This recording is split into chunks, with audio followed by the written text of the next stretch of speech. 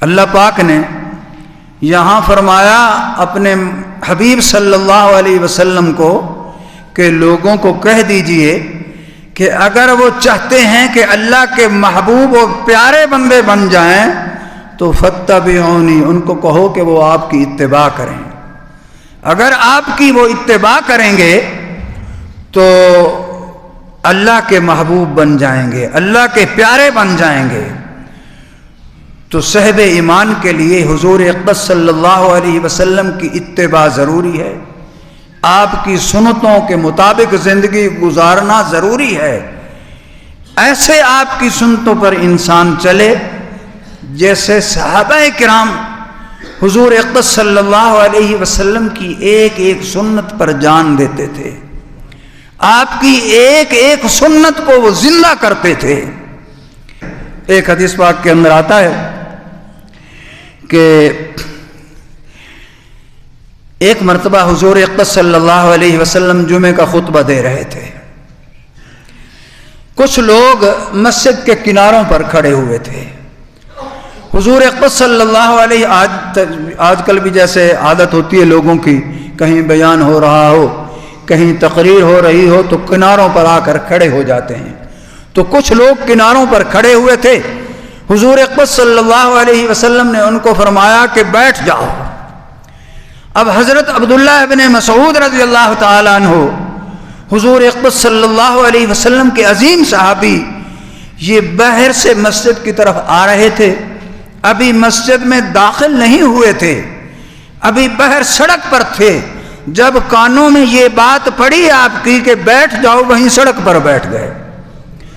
جمعہ کے بعد جب حضور اقدس صلی اللہ علیہ وسلم کے ساتھ ملاقات ہوئی تو آپ نے ان کو فرمایا کہ میں نے تو ان لوگوں کو بیٹھنے کے لیے کہا تھا جو کناروں پر کھڑے ہوئے تھے، لیکن تم تو باہر سڑک پر تھے، تم وہیں بیٹھ گئے۔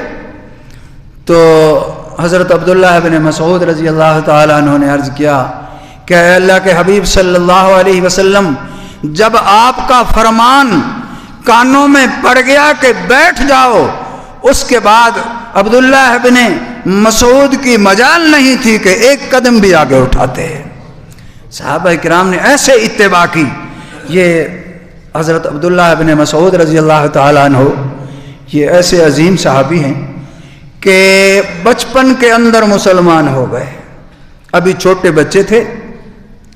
بعض علماء نے لکھا ہے کہ 6 یا 7 سال کے بچے تھے، اور بعض روایات میں آتا ہے کہ 8-9 سال کے بچے تھے۔ تو بچپن کے اندر انہوں نے اسلام قبول کر لیا۔ ہوا ایسے کہ ایک مرتبہ حضور اقدس صلی اللہ علیہ وسلم اور حضرت ابو بکر صدیق رضی اللہ تعالیٰ عنہ کہیں سے آ رہے تھے، سفر سے آ رہے تھے۔ پہلے سفر پیدل ہوتے تھے، تو حضور اقدس صلی اللہ علیہ وسلم نے دوران سفر ایک بچے کو دیکھا کہ وہ بکریاں چرا رہا ہے۔ یہ بچہ حضرت عبداللہ بن مسعود تھا۔ بچے کو دیکھا کہ بچہ بکریاں چرا رہا ہے۔ حضور اقدس صلی اللہ علیہ وسلم آئے، ایک درخت کے نیچے تشریف فرما ہوئے، اور حضرت ابو بکر صدیق رضی اللہ تعالیٰ عنہ کو فرمایا کہ ابو بکر، وہ دیکھا ہے بچہ بکریاں چرا رہا ہے، اس سے پوچھو، اگر اس کے پاس پیاس شدت کی لگی ہوئی تھی، اس سے پوچھو کہ اس کے پاس اگر پانی ہے تو وہ ہمیں پانی پلا دے۔ تو حضرت ابو بکر صدیق رضی اللہ تعالیٰ عنہ گئے، اس بچہ سے جا کر پوچھا کہ بچے تمہارے پاس پانی ہے تو ہمیں پانی پلا دو۔ تو اس بچے نے کہا کہ میرے پاس پانی تو نہیں ہے۔ یہ حضرت عبداللہ بن مسعود رضی اللہ تعالیٰ عنہ چھوٹے بچے تھے۔ تو حضرت ابو بکر صدیق رضی اللہ تعالیٰ عنہ واپس جب آئے، آ کر عرض کیا اللہ کے محبوب صلی اللہ علیہ وسلم، وہ بچہ کہتا ہے کہ پانی تو میرے پاس نہیں ہے۔ آپ نے فرمایا کہ اس کو جا کر کہو کہ کسی بکری کا دودھ نکال کر ہمیں دے دے۔ تو حضرت ابو بکر صدیق رضی اللہ تعالیٰ عنہ اس بچے کے پاس گئے اور فرمایا کہ اے بچے، آپ کسی بکری کا دودھ ہی نکال کر ہمیں دے دیں، میرے آقا وہاں تشریف فرما ہے، میں نے دودھ اپنے آقا کو پلانا ہے۔ تو یہ حضرت عبداللہ بن مسعود رضی اللہ تعالیٰ عنہ کسی آدمی کی اجرت پر بکریاں چرایا کرتے تھے، یہ اس کے غلام نہیں تھے، غلام تو خریدا ہوا ہوتا ہے، زر خرید ہوتا ہے، یہ اس کے غلام نہیں تھے، ملازم تھے، دن کو اس کی بکریاں اجرت پر چراتے اور شام کو اس کی بکریاں اس کے گھر واپس کر کے اپنے گھر چلے جاتے تھے، اس کے ملازم تھے۔ تو اس بچے نے کہا کہ میں آپ کو دودھ نکال کے تو پلا دیتا، لیکن اصل میں بات یہ ہے کہ یہ بکریاں میری نہیں ہیں، میں تو اجرت پر بکریاں چراتا ہوں، ان بکریوں کا مالک کوئی اور ہے، میں مالک کی اجازت کے بغیر بکریوں کا دودھ نہیں دے سکتا۔ اب دیکھیے اسلام لانے سے پہلے چھوٹے بچے ہیں، چھوٹا بچہ یہ بات کہہ رہا ہے کہ میں مالک کی اجازت کے بغیر آپ کو دودھ نہیں دے سکتا۔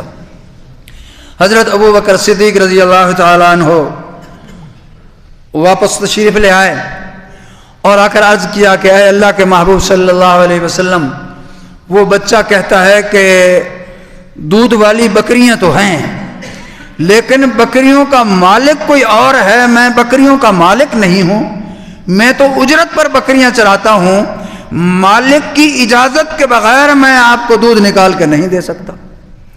تو حضور اقدس صلی اللہ علیہ وسلم نے ارشاد فرمایا کہ اے ابو بکر، اس بچے کو جا کر کہو کہ کوئی ایسی بکری جو بانجھ، بوڑھی، کمزور، جس کے اندر دودھ نہ ہو، وہ بکری ہمیں دے دے۔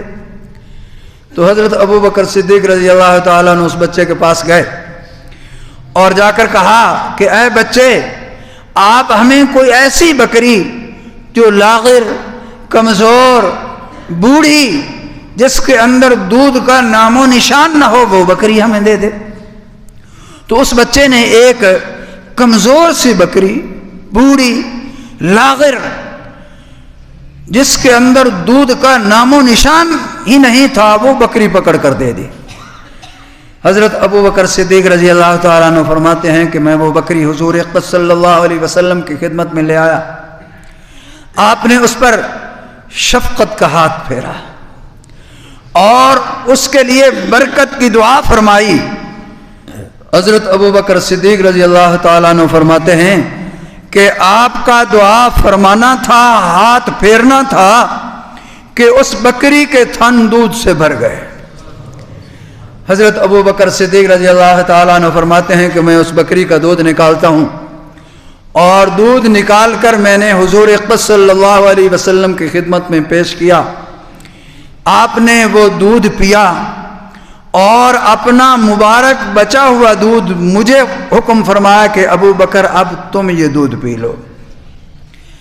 حضرت ابو بکر صدیق رضی اللہ تعالیٰ عنہ فرماتے ہیں کہ جب میں بکری کا دودھ نکال رہا تھا تو یہ بچہ بھی ساتھ آ کر کھڑا ہو گیا اور حیران ہو کر دیکھ رہا تھا اس نظارے کو کہ بکری تو میں نے ان کو ایسی دی ہے جس کے اندر دودھ کا نام و نشان ہی نہیں ہے اور اس سے دودھ نکالا جا رہا ہے۔ حیران ہو رہا تھا، دیکھ رہا تھا۔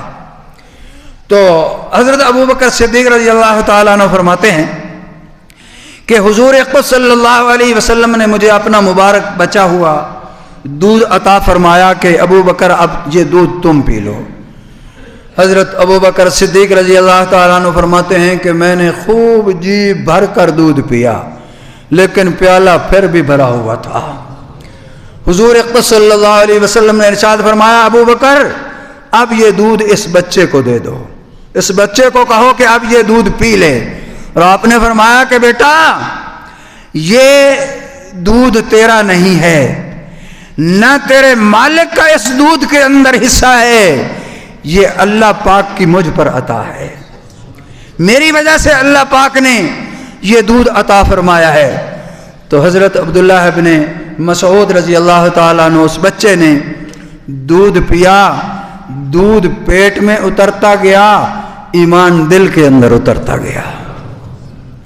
حضور اقدس صلی اللہ علیہ وسلم جب اٹھ کر چلنے لگے تو اس بچہ نے حضرت ابو بکر صدیق رضی اللہ تعالیٰ عنہ سے پوچھا کہ یہ عظمت والی ہستی کون ہے، اس کا تعارف تو کراؤ، یہ عظمت والا انسان کون ہے؟ تو حضرت ابو بکر صدیق رضی اللہ تعالیٰ عنہ نے فرمایا کہ یہ محمد الرسول اللہ صلی اللہ علیہ وسلم ہیں۔ اللہ پاک نے ان کو دونوں جہانوں کا سردار بنایا ہے، اور اللہ پاک نے ان کے سر پر ختم نبوت کا تاج سجایا ہے، جو ان کی اتباع کرے گا دونوں جہانوں میں کامیاب ہو جائے گا۔ تو حضور اقدس صلی اللہ علیہ وسلم جب چلنے لگے تو یہ بچہ اس نے بکریوں کو چھوڑا اور حضور اقدس صلی اللہ علیہ وسلم کے پیچھے چل پڑا، اور جا کر دامن نبوت کے ساتھ چمٹ گیا اور عرض کرنے لگا کہ اے اللہ کے نبی صلی اللہ علیہ وسلم، یہ بکری تو آپ سے فیض یاب ہو اور میں آپ کا مبارک بچا ہوا دودھ پیوں محروم رہ جاؤں، یہ نہیں ہو سکتا۔ میرے دل کے اندر ایمان کی عظمت اتر گئی ہے، اب مجھے کلمہ پڑھائیں اور اپنے غلاموں کے اندر شمار کر لیں۔ تو حضرت عبداللہ ابن مسعود رضی اللہ تعالیٰ عنہ نے عرض کیا ہے اللہ کے محبوب، میں بکریوں کو بھی چھوڑتا ہوں، میں اپنے مالک کو بھی چھوڑتا ہوں، میں ہمیشہ کے لیے آپ کی غلامی قبول کرتا ہوں۔ تو پھر ایسے غلام بنے کہ باہر سے تشریف لا رہے ہیں۔ حضور اقدس صلی اللہ علیہ وسلم نے ان لوگوں کو کہا بیٹھ جاؤ جو کناروں پر کھڑے ہوئے تھے۔ حضور اقدس صلی اللہ علیہ وسلم کے مبارک الفاظ کانوں میں پڑے تو اتنی جرأت بھی نہیں ہوئی کہ مسجد کے اندر داخل ہو کر بیٹھ جائیں، وہیں سڑک پر بیٹھ گئے۔ ایسے پر غلام بنے، ایسی اتباع کی۔ تو صحابہ کرام رضوان اللہ تعالی علیہم اجمعین نے حضور اقدس صلی اللہ علیہ وسلم کی اتباع کر کے جو ہے اپنی عزت کروائی، اللہ نے ان کو زمانے کا امام بنا دیا۔ حضور اقدس صلی اللہ علیہ وسلم کی مبارک سنتوں کو انہوں نے زندہ کیا، اللہ نے ان کو زمانے کا امام بنا دیا۔ آج مسلمان کیوں ذلیل ہو رہا ہے؟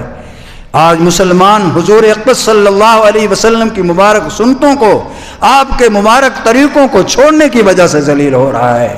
ایک زمانہ تھا جب مسلمان حضور اقدس صلی اللہ علیہ وسلم کی مبارک سنتوں کو زندہ کرتے تھے، اس وقت عزت بھی پائی، اقتدار بھی پایا۔ جب سے مسلمانوں نے حضور اقدس صلی اللہ علیہ وسلم کی مبارک سنتوں کو چھوڑا ہے، آپ کے مبارک طریقوں کو ترک کیا ہے، اس وقت سے مسلمان ذلیل ہو رہا ہے۔ تو صاحب ایمان کے لیے یہ حضور اقدس صلی اللہ علیہ وسلم کی اتباع ضروری ہے۔ اللہ پاک ہمیں حضور اقدس صلی اللہ علیہ وسلم کی اتباع کرنے کی توفیق عطا فرمائیں۔ وآخر دعوانا